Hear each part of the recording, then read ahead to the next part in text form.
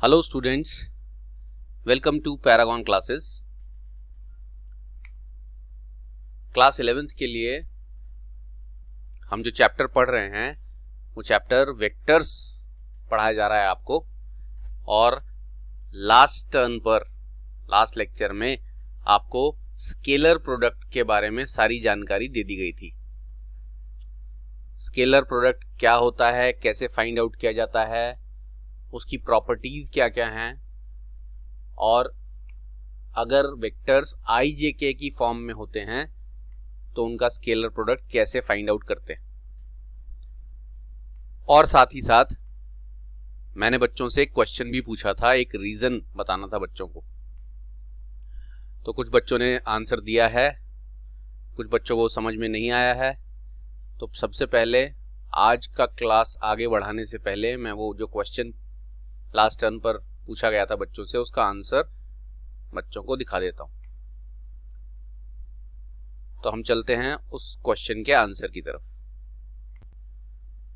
तो ये आ गया है हमारा लास्ट क्लास का आपके पास फ्रेम, और जो क्वेश्चन मैंने पूछा था वो मैं बच्चों को याद दिला दूं।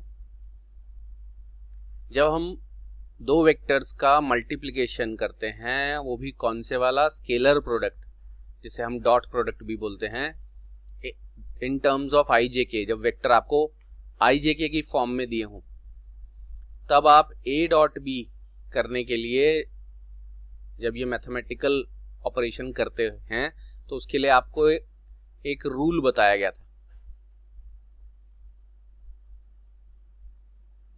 और रूल में मैंने बोला था I dot I, J dot J, के डॉट के 1 होता है और रेस्ट आर 0।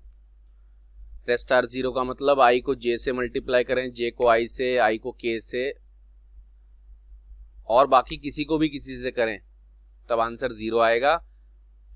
आई को आई से, जे को जे से और के को के से करने पर 1 आएगा। और मैंने इसका रीजन पूछा था कि ऐसा क्यों होता है,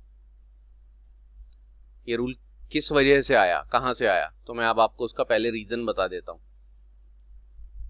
पहले फर्स्ट लाइन यानी इसका रीजन बताते हैं। आई डॉट आई, उसके लिए मैं बच्चों को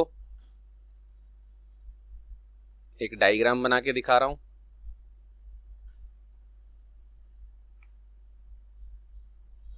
इस डायग्राम में मैंने एक कोऑर्डिनेट सिस्टम बना दिया है। लेट अस सपोज ये हो गया आपका x और ये हो गया आपका y एक्सिस। अब i डॉट आई का मीनिंग क्या है, i क्या होता है, i is a unit vector along x axis. i जो है वो एक यूनिट वेक्टर होता है जिसका मैग्नीट्यूड तो है 1। i का मैग्नीट्यूड अगर आपको लिखना पड़ेगा तो क्या लिखोगे आप, 1, और डायरेक्शन उसका x एक्सिस की साइड हो गया। और आप उस i को किससे मल्टीप्लाई कर रहे हो, i से ही, यानी आप क्या करने वाले हो, i डॉट आई। तो जो आपका फॉर्मूला आपको सिखाया था, a vector co dot product करते हैं b वेक्टर से, तो फॉर्मूला क्या सिखाया था, magnitude of a multiplied by magnitude of b into cos theta, where theta is the angle between a and b। ये आपका डॉट प्रोडक्ट का मेन फॉर्मूला था। वही फॉर्मूला जब आप यहां पर यूज करोगे तो आपको i डॉट आई लिखने के लिए लिखना पड़ेगा i का मैग्नीट्यूड जो होगा 1, दूसरे i का मैग्नीट्यूड भी 1, और cos 0 डिग्री लिखना पड़ेगा। cos 0 डिग्री क्यों लिखना पड़ेगा, क्योंकि i दूसरे i के साथ 0 डिग्री का एंगल बनाएगा, कोई एंगल नहीं बनाएगा, क्योंकि पहला i भी x एक्सिस के अलोंग ही है और दूसरा i भी x एक्सिस के अलोंग ही है, दोनों एक ही तरफ है। और जब दो वेक्टर सेम डायरेक्शन में है तो उनके बीच में कोई एंगल तो बनेगा नहीं। तो i का i के साथ एंगल 0 है, और अब आपको बताया गया है कि 1 इंटू 1, और cos 0 की वैल्यू भी 1 होती है, तो आंसर 1 आएगा। ठीक उसी तरह जब आप जे डॉट जे करेंगे तो जे होता है unit vector along Y axis, दूसरा जे भी unit vector along Y axis ही होगा। तो आप जे डॉट जे करेंगे तो जे का मैग्नीट्यूड भी 1, दूसरे जे का मैग्नीट्यूड भी 1 और जे का खुद के साथ एंगल फिर से 0 डिग्री और फिर से 1 multiplied by 1 multiplied by cos 0 का वैल्यू 1, तो आंसर 1 आएगा। Same is the case with k dot के। अब k जो है वो यूनिट वेक्टर है फिर से किसके अलोंग, z एक्सिस के अलोंग। तो z एक्सिस अगर आप यहां बना भी दें, चलो ऐसे बना देते हैं z एक्सिस, ये आपका z एक्सिस बना दिया। पेपर पर तो ऐसे ही बनाना पड़ता है, नहीं तो पेपर से बाहर निकल जाएगा वो। तो अगर आप z एक्सिस बना देते हो तो k जो वेक्टर है वो z एक्सिस के अलोंग होता है और k डॉट k का मतलब पहला वेक्टर जो k है उसका मैग्नीट्यूड 1, दूसरा वेक्टर भी k है उसका मैग्नीट्यूड भी 1 क्योंकि वो यूनिट वेक्टर्स हैं और k का खुद के साथ एंगल जो है वो होगा cos 0 डिग्री। तो इस i डॉट i के लिए मैं बच्चों को मार्क करके दिखा देता हूं, ये मार्क करके दिखाता हूं मैं बच्चों को, ये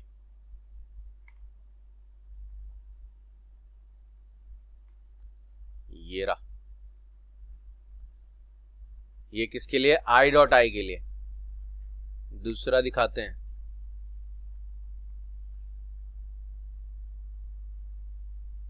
ये रहा j डॉट j और तीसरा भी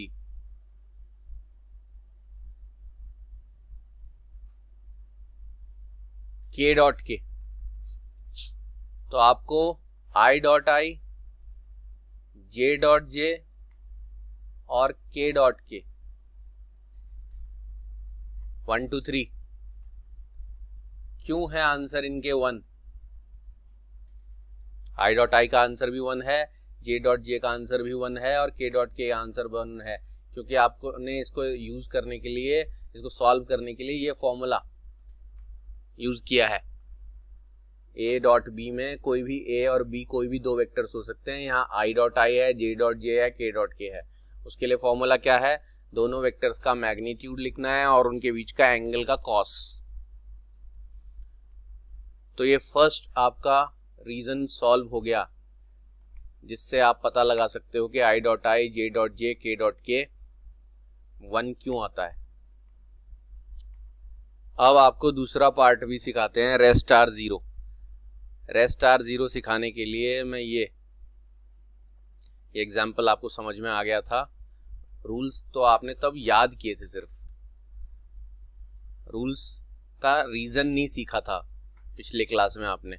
आपको रूल्स याद करवा दिए थे कि हमेशा i dot i, j dot j, k dot k 1 करना है, लेकिन ऐसा क्यों हुआ वो आपको पहला पार्ट आज बता दिया, दूसरा पार्ट भी अभी दिखा देते हैं। तो ये हमने सारा क्लीन कर दिया है जो आज के टॉपिक से रिलेटेड नहीं है, और यहाँ आपको दिखा दिया है कि i dot i, j dot j, k dot k 1 क्यों होता है। अब आगे दिखाते हैं कि रेस्ट आर 0 क्यों है। Rest are 0 means i dot j 0 क्यों है। तो उसके लिए यही फॉर्मूला दोबारा हम सॉल्व कर लेते हैं। i उसका मैग्नीट्यूड 1, फिर j उसका मैग्नीट्यूड भी 1, ये सब यूनिट वेक्टर्स है क्योंकि, और मल्टीप्लाई होगा साथ में cos 90 डिग्री। यहाँ इस cos थीटा के फॉर्मूले में थीटा की जगह आपको 90 डिग्री, थीटा की वैल्यू 90 पुट करना है। क्यों पुट करना है 90, आप यहाँ पर डायग्राम से देख लो फिर से। i और j वेक्टर एक दूसरे के साथ हमेशा 90 डिग्री एंगल बनाएंगे। i और j वेक्टर हमेशा एक दूसरे के साथ परपेंडिकुलर होंगे, क्योंकि i x एक्सिस के अलोंग है और j है y एक्सिस के अलोंग। और एक्स और वाई तो हमेशा परपेंडिकुलर होते हैं, और cos 90 का वैल्यू आपको पता है 0 होता है, cos 0 का वैल्यू 1 होता है और cos 90 का वैल्यू 0 होता है। तो आपका जो आंसर है फाइनली वो 0 आ गया। ठीक उसी तरह आप आई डॉट के करोगे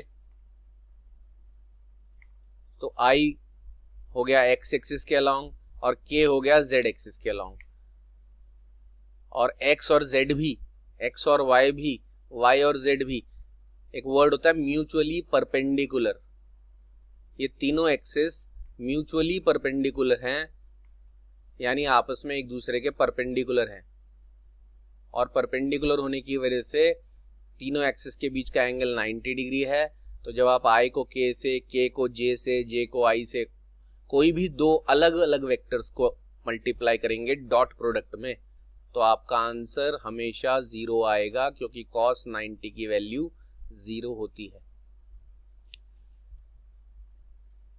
तो वेक्टर प्रोडक्ट की क्लास शुरू करने से पहले, अब आज हम वेक्टर प्रोडक्ट पढ़ाएंगे बचे हुए क्लास में, बचे हुए टाइम में।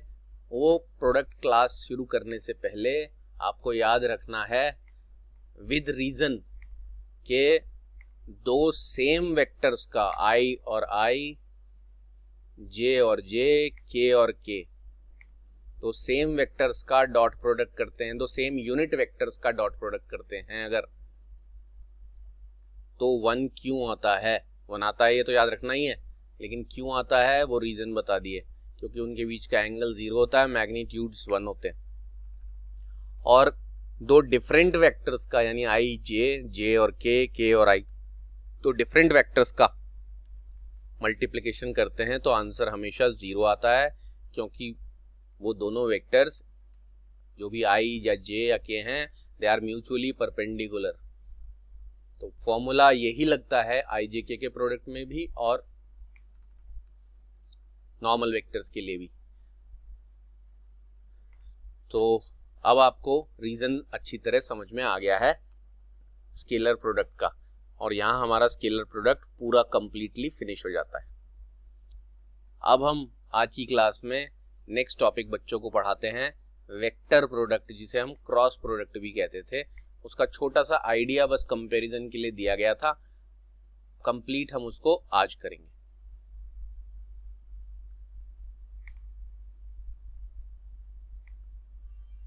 तो ये अब हम आ गए हैं अपने वेक्टर प्रोडक्ट पर, और आपका हेडिंग आपको दिखाई दे रहा है, हेडिंग है वेक्टर प्रोडक्ट, जिसको क्रॉस प्रोडक्ट भी बोलते हैं।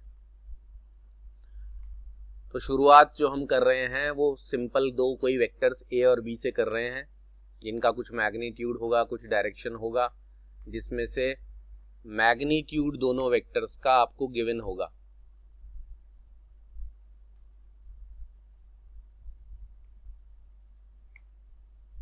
और उनके बीच का एंगल थीटा भी गिवन होगा। ये तीनों चीजें आपको गिवन होगी क्रॉस प्रोडक्ट करने के समय, और आपसे कहा जाएगा कि आपको करना है ए क्रॉस बी।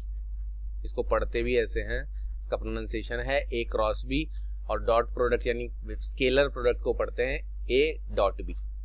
तो ए क्रॉस बी करने को बोला है, तो यानी वेक्टर प्रोडक्ट करने को बोला है। तो सबसे पहले फॉर्मूला ये मैंने बताया दिया था बच्चों को, ये फॉर्मूला बताया जा चुका है, magnitude of a, magnitude of b and sine theta.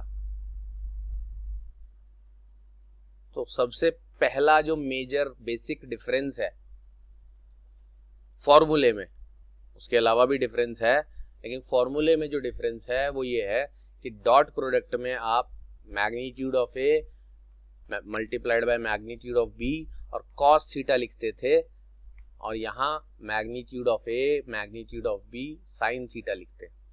Theta is the angle between these two vectors जिनका आपने क्रॉस प्रोडक्ट करना है।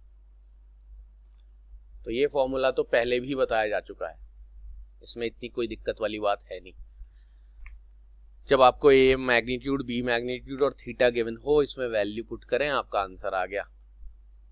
लेकिन उससे भी साइन थीटा कॉस थीटा से भी बड़े डिफरेंस की तरफ चलते हैं। जब आप दो वेक्टर्स का स्केलर प्रोडक्ट करते हो तो जो आंसर आता है, जैसे आपने किया a डॉट b, इसको करके जो आंसर आपका आएगा a b का मैग्नीट्यूड, दोबारा लिखते हैं, थोड़ा सा गड़बड़ हो जाता है, तो magnitude of a, magnitude of b और cos थीटा, ये आपका स्केलर प्रोडक्ट। तो ये जो आंसर आया है ये एक स्केलर क्वांटिटी होती है। अब स्केलर क्वांटिटी है तो इसमें सिर्फ मैग्नीट्यूड होगा जो ये सामने आ चुका है, डायरेक्शन तो होगा ही नहीं, कहानी यहीं खत्म हो जाती है। लेकिन क्रॉस प्रोडक्ट से जो आंसर आता है ये एक वेक्टर क्वांटिटी आती है।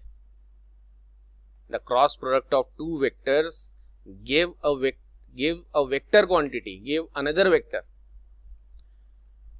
तो दो वेक्टर का क्रॉस प्रोडक्ट आपको जो आंसर देता है वो एक वेक्टर होता है, और वेक्टर है तो उसमें मैग्नीट्यूड और डायरेक्शन दोनों होंगे। ये जो आपने अब तक किया है फॉर्मूला इस्तेमाल करके, ये आपने दो वेक्टर के क्रॉस प्रोडक्ट का सिर्फ निकाला है क्या, मैग्नीट्यूड यानी वैल्यू, मैग्नीट्यूड को ही वैल्यू बोलते हैं, वैल्यू निकाल दी है। कोई नंबर आएगा 2 4 5 10 20 कुछ भी। अभी आपको इस चीज का डायरेक्शन भी बताना या निकालना पड़ेगा, क्योंकि ये चीज एक वेक्टर क्वांटिटी है, डायरेक्शन इसमें है ऑलरेडी, बस आपको उसे बताना है कि किधर है। वो डायरेक्शन कैसे बताते हैं उसके लिए मैं आपको कुछ रूल सिखाऊंगा। वो रूल सिखाने के लिए कुछ हमें डायग्राम्स की जरूरत पड़ेगी जो हम लेकर आते हैं। तो ये सारा टास्क जो किया जा रहा है वो किया जा रहा है सिर्फ एक वजह से, because of just one reason which is the most important reason also in vector product. जो रीजन काफी इंपॉर्टेंट है और बहुत काम आएगा आपको 12th क्लास में खास तौर से। वेक्टर प्रोडक्ट में अभी अभी बताया कि आपको एक क्रॉस भी करना है डॉट बी के बजाय। दोनों वेक्टर्स के बीच में डॉट के बजाय क्रॉस होना चाहिए, और उसका जो फॉर्मूला है वो भी आपको बता दिया, magnitude of a, magnitude of b और साइन थीटा। और ये जो आप सॉल्व करोगे इससे इस क्रॉस प्रोडक्ट का जो आंसर है उसका सिर्फ मैग्नीट्यूड निकलेगा, लेकिन इस चीज में डायरेक्शन भी है। और डायरेक्शन के लिए आपको क्या करना है उसके लिए मैंने ये दो डायग्राम्स इंपोर्ट किए हैं। सबसे पहली बात, सबसे इंपॉर्टेंट बात, ये जो लाइन आप पढ़ोगे उसको मैं एक्सप्लेन करता हूं। The length of the vector a cross B,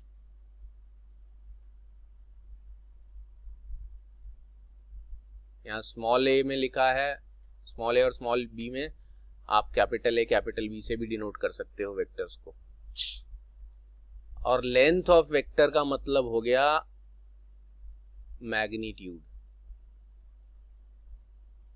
क्योंकि वेक्टर के पहले दिन ही बताया था कि वेक्टर की लेंथ उसके मैग्नीट्यूड को शो करती है, और एरो किस तरफ बना है वो डायरेक्शन को शो करता है। तो यहां आपसे जब कहा जा रहा है the length of the vector a cross b, यानी ए क्रॉस बी से जो आंसर आएगा वो एक वेक्टर है, बताया है कि वो आंसर एक वेक्टर होता है, उस वेक्टर की लेंथ यानी उसका magnitude is a times b. A times b का मतलब multiplication of a and b times sine theta. तो यानी ये क्या कहना चाहते हैं क्वेश्चन में, वो यहां लिखता हूं कि ए क्रॉस बी का जो मैग्नीट्यूड आएगा वो ए टाइम्स बी, यानी ए का मैग्नीट्यूड, बी का मैग्नीट्यूड टाइम्स, टाइम्स माने फिर से मल्टीप्लाई, साइन थीटा। ये तो आप पहले ही पढ़ चुके हो, ये मैंने आपको बहुत बार बता दिया। तो यानी जो फर्स्ट लाइन है ये आपको बताई जा चुकी है। जो फर्स्ट लाइन है वो इस आंसर का मैग्नीट्यूड बता रही है जो आपके पास है ही। अब सेकेंड लाइन आपकी जो है वो इस आंसर का डायरेक्शन बताएगी। क्या लिखा है? It is perpendicular to the plane containing a and b. ये मोस्ट इंपॉर्टेंट लाइन है, स्टार बना रहा हूं मैं, यहां पर ही बनाना चाहिए, बल्कि मुझे इसको हटाना चाहिए। ये सबसे पहली और मोस्ट इंपॉर्टेंट लाइन है इस टॉपिक की, कि जो क्रॉस प्रोडक्ट आप जिन भी दो वेक्टर्स का कर रहे हो, जैसे यहां ए और बी का कर रहे हैं, ये वेक्टर ए एरो बना देता हूं और ये वेक्टर बी एरो बना देता हूं। आप ए और बी वेक्टर का क्रॉस प्रोडक्ट कर रहे हो, चाहे आप इन दोनों वेक्टर का क्रॉस प्रोडक्ट कर रहे हो, जो आंसर आएगा उसका डायरेक्शन हमेशा परपेंडिकुलर होगा। परपेंडिकुलर मतलब 90 degree to the plane containing a and b.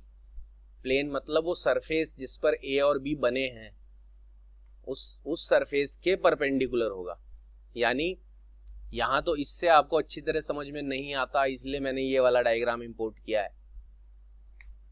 ये डायग्राम में आपके बोर्ड या कॉपी पर दो वेक्टर बने हैं। अब इस प्लेन के परपेंडिकुलर क्या होगा? इस प्लेन के परपेंडिकुलर का मतलब इस जगह, ये जो बोर्ड आपको दिख रहा है, इस सरफेस से बाहर।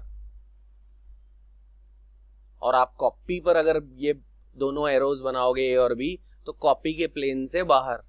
अब कॉपी के प्लेन से बाहर तो आप लाइन बना ही नहीं सकते, आप तो लाइन कॉपी पर ही ड्रॉ कर सकते हो, और जैसे मैं इस बोर्ड पर ड्रॉ कर सकता हूं, मैं इस बोर्ड से बाहर तो लाइन ड्रॉ नहीं कर सकता। अगर आप जिस लैपटॉप, मोबाइल या कंप्यूटर पे इसे देख रहे हो, तो यहां से एक लाइन या एरो बनना चाहिए जो आपकी आंख में जाकर घुस जाएगा स्क्रीन से बाहर, तब वो इस प्लेन के परपेंडिकुलर होगा जिस बोर्ड को आप यहां देख रहे हो। लेकिन मैंने इसको 3D इफेक्ट देने के लिए ये डायग्राम बना दिया। और ये डायग्राम कैसे बनाया है? ये इस तरह से कि आपके पास अगर एक वेक्टर यहां पर है, तो ये कौन सा प्लेन है? बताया था बच्चों को, ये कौन सा प्लेन होता है? X y plane.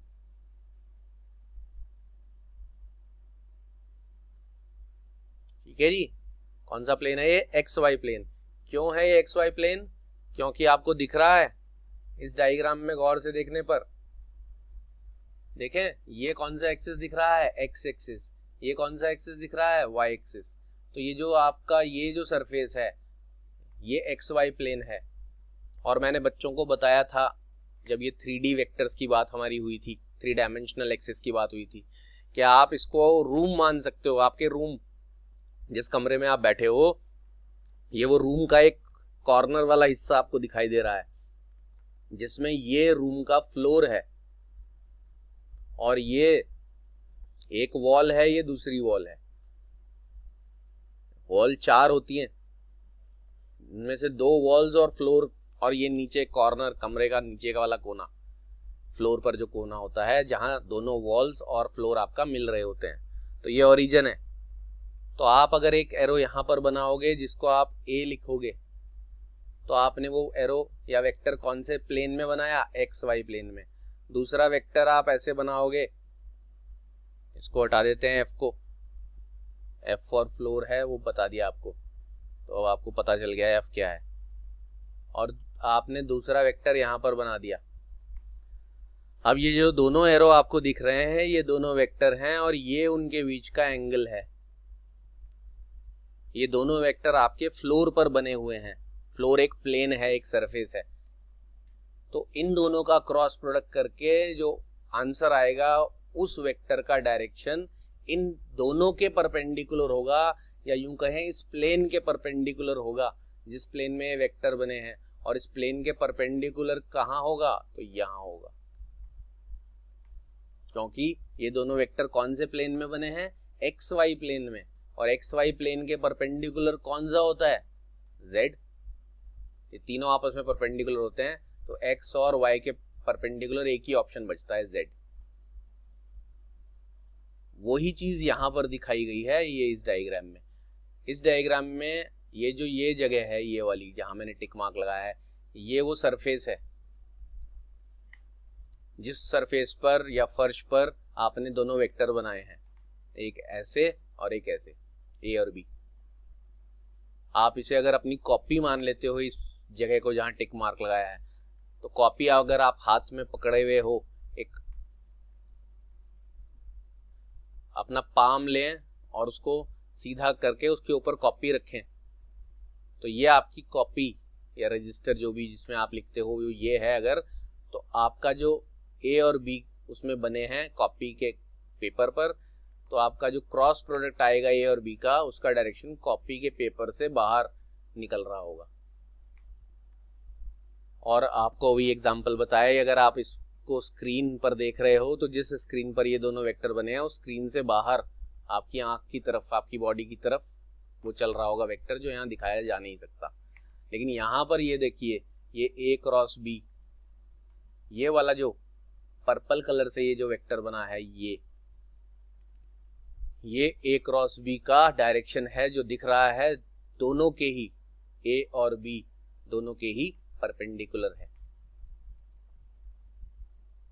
तो पहली लाइन ये आपको याद रखनी है डायरेक्शन के लिए, पहली लाइन कि जो भी दो वेक्टर्स का क्रॉस प्रोडक्ट करके वेक्टर आएगा वो दोनों वेक्टर्स के परपेंडिकुलर होगा, यानी उस प्लेन के ही परपेंडिकुलर होगा जिस प्लेन में वो दोनों वेक्टर बनाए गए हैं। पहली बात पता चलिए। दूसरी बात ये कि ये प्लेन के परपेंडिकुलर अप साइड में भी हो सकता है और डाउन साइड में भी। अगर मैं यहां एक ऐसा वेक्टर बना दूं, अच्छा सा बनाते हैं, चलो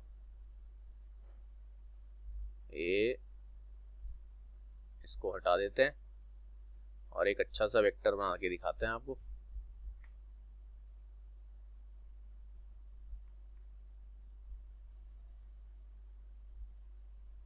लो जी, अच्छा सा वेक्टर बनाए,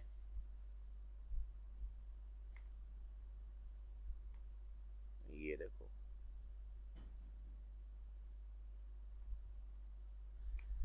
ये जो आपका वेक्टर बना है, ये वेक्टर भी, ये ऊपर वाला वेक्टर ए क्रॉस बी तो ए और बी के परपेंडिकुलर है ही, ये भी तो उस प्लेन के परपेंडिकुलर है। आप ऐसा समझ सकते हो कि अगर ये पॉजिटिव एक्स एक्सिस है और ये पॉजिटिव वाई एक्सिस है, तो ये वाला पॉजिटिव जेड एक्सिस है, और जैसे हर एक्सिस एक्स का नेगेटिव बनता है वो इस तरफ बन जाएगा, y का नेगेटिव बनेगा वो इस तरफ बन जाएगा, तो z का भी नेगेटिव बनेगा तो वो कहां बनेगा, नीचे। तो अब आपका आखिरी पार्ट जो है वो ये कि a क्रॉस b का जो डायरेक्शन है वो दो तरफ पॉसिबल हो सकता है, एक तो इस डायरेक्शन में भी और एक इस डायरेक्शन में भी, क्योंकि ये दोनों डायरेक्शन इस प्लेन के परपेंडिकुलर हैं। अगर इस केस में मैं कहूं तो यहां पर वो वेक्टर बनेगा या तो नॉर्मली आउटवर्ड, यानी आपके आंख की तरफ घुस रहा होगा वो वेक्टर, या फिर नॉर्मली इनवर्ड, यानी इस बोर्ड में या प्लेन में या कॉपी में होल करके इसके अंदर की तरफ जा रहा होगा। तो जो बात आपको आगे समझनी है उसके लिए पहली बात ये अच्छी तरह दिमाग में बिठा लें कि ए क्रॉस बी करने के बाद जो आंसर मिलेगा वो एक वेक्टर होगा, और उस वेक्टर का डायरेक्शन इन दोनों के नॉर्मल यानी परपेंडिकुलर होगा। और उस परपेंडिकुलर होने में भी फिर से दो ऑप्शन हैं, परपेंडिकुलर आउटवर्ड या परपेंडिकुलर इनवर्ड। इसको आप परपेंडिकुलर आउटवर्ड बोल सकते हो, इसको परपेंडिकुलर इनवर्ड बोल सकते हो। इन दोनों में से कैसे सिलेक्ट करेंगे, दोनों ही परपेंडिकुलर हैं, लेकिन अप या डाउन, आउटवर्ड या इनवर्ड कैसे, उसके लिए मैं आपको एक रूल और बता रहा हूं, और उस रूल के लिए एक पिक्चर इंपोर्ट करना पड़ेगा। वो पिक्चर है ये आ गया आपका वो पिक्चर।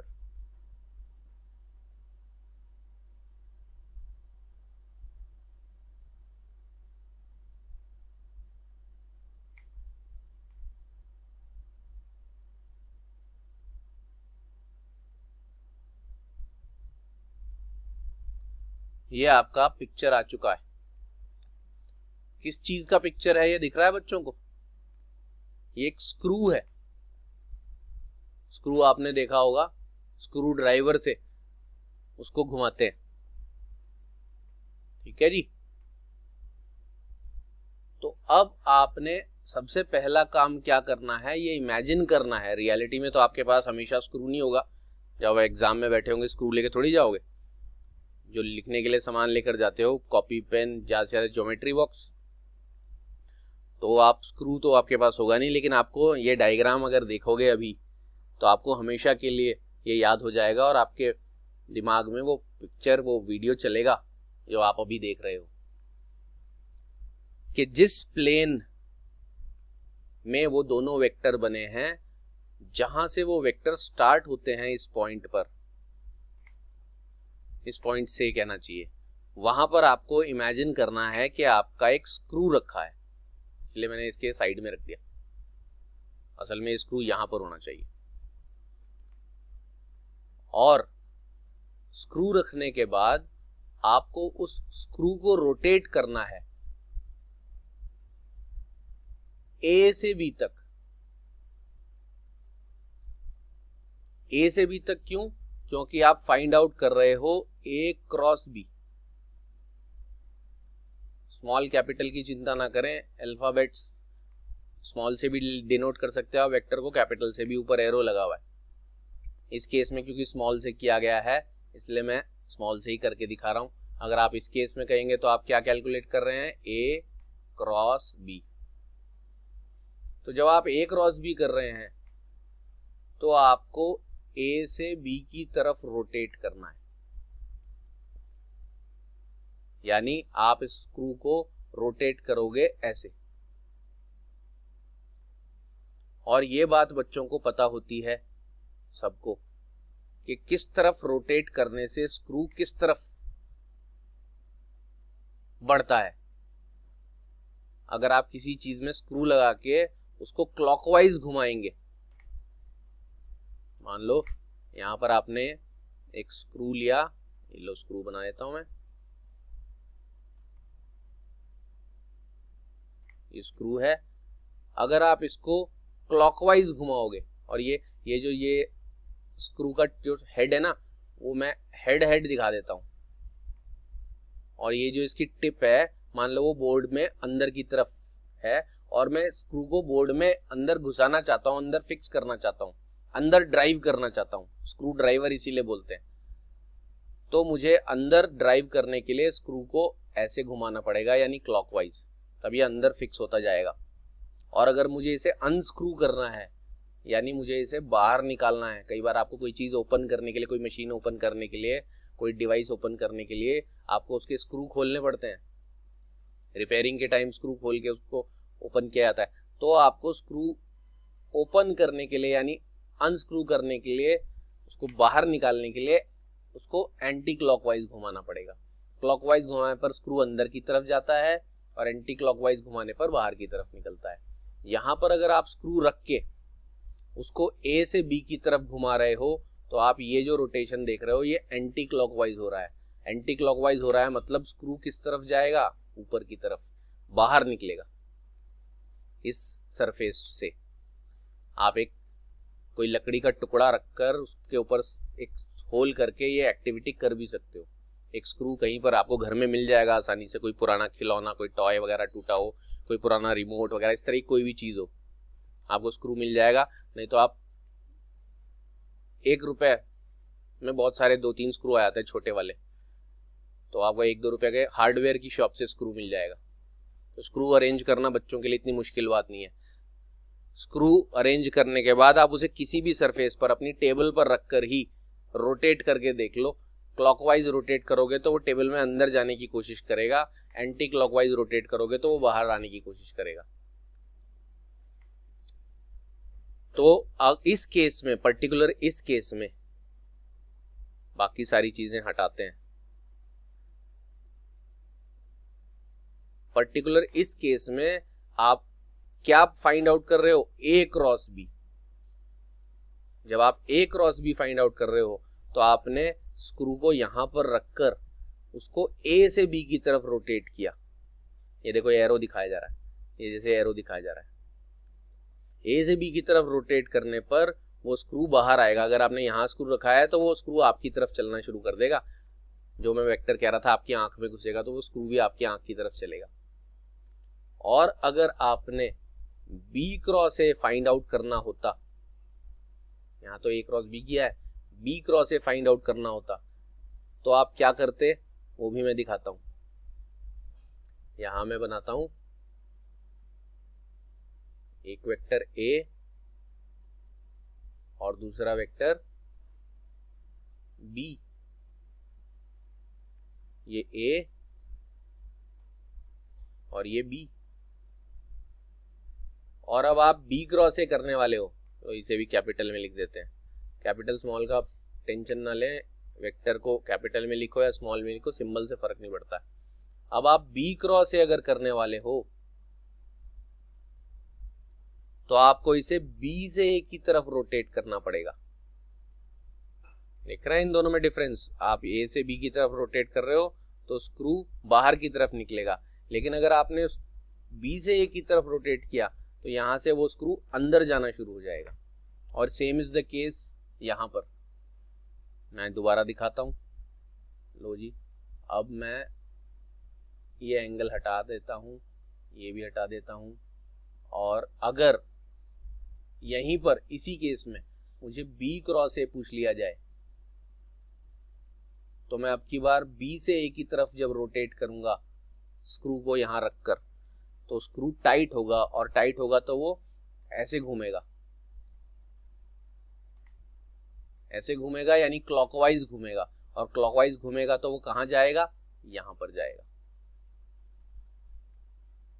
तो इससे ये पता चलता है कि क्रॉस प्रोडक्ट जिन दो वेक्टर्स का हो रहा होता है वो वेक्टर जिस प्लेन में बने होते हैं, अगर आप टेबल पर बैठे हो, टेबल पर आप दो वेक्टर बना देते हो, टेबल पर ड्रॉ करोगे मार्कर से, है ना, तो टेबल पर आपने अगर मार्कर से ड्रॉ कर दिए दो वेक्टर तो उनका क्रॉस प्रोडक्ट या तो टेबल से बाहर निकल रहा होगा या टेबल के सरफेस के अंदर की तरफ जा रहा होगा।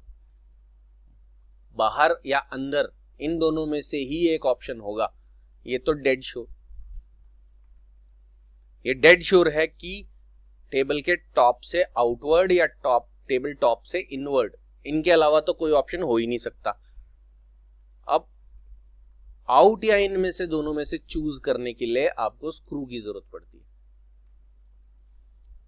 और स्क्रू की जरूरत पड़ती है तो कैसे पड़ती है, आपसे ए क्रॉस बी पूछा जाए तो आप उसे ए से बी की तरफ घुमाएं, मतलब ये जो आप देख रहे हो ये वाला है, ए से बी की तरफ अगर घुमा रहे थे, मैं ग्रीन लाइन से दिखा देता हूं, तो ए से बी की तरफ घुमा रहे थे तो कैसे बना रहे थे आप एंगल, ऐसे।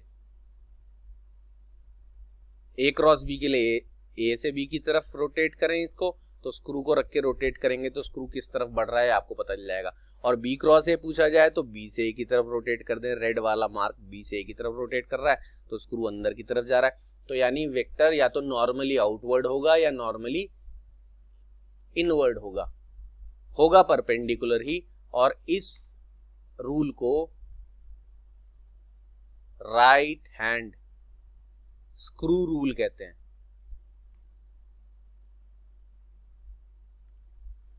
क्योंकि ये स्क्रू आपको अपने राइट हैंड से ही घुमाना है उस जगह रखकर जहां से दोनों वेक्टर स्टार्ट हो रहे हैं, उनका ओरिजिन पॉइंट, ए ओरिजिन पॉइंट।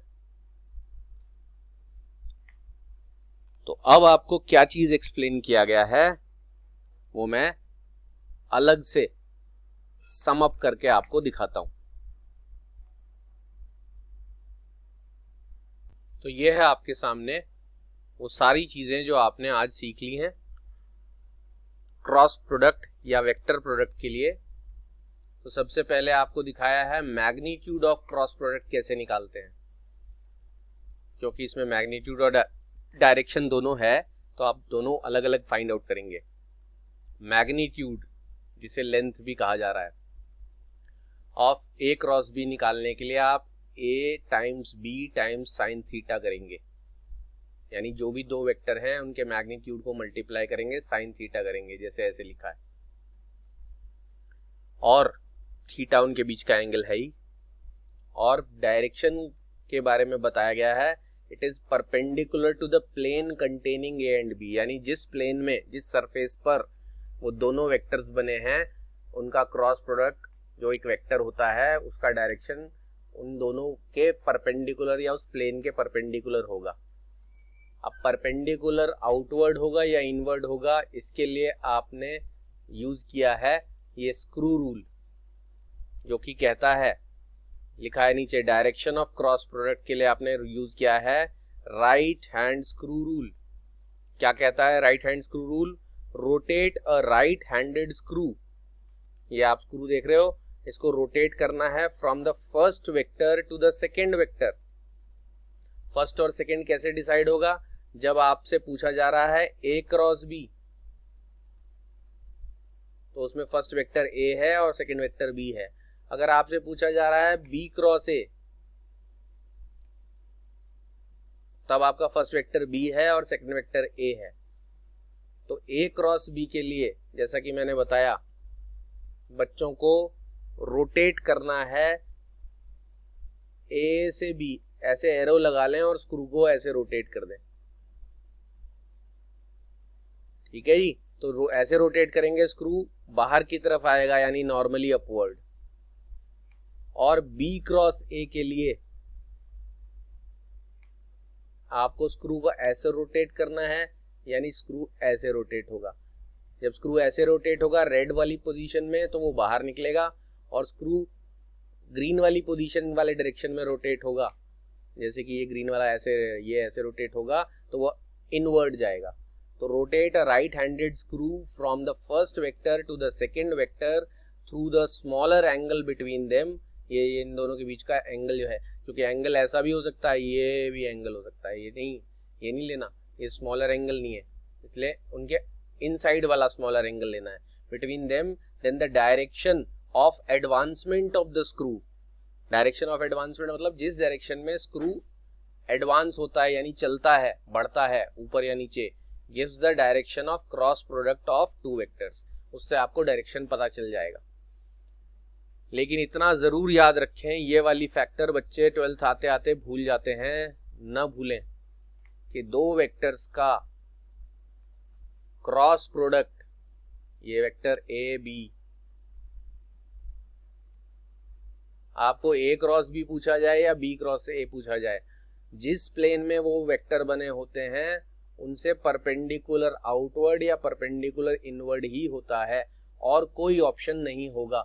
उस प्लेन में कभी वो वेक्टर नहीं बन सकता जो इनके क्रॉस प्रोडक्ट से आएगा, वो वेक्टर उस प्लेन से बाहर ही होगा, या तो आउटवर्ड या इनवर्ड 90 डिग्री पर।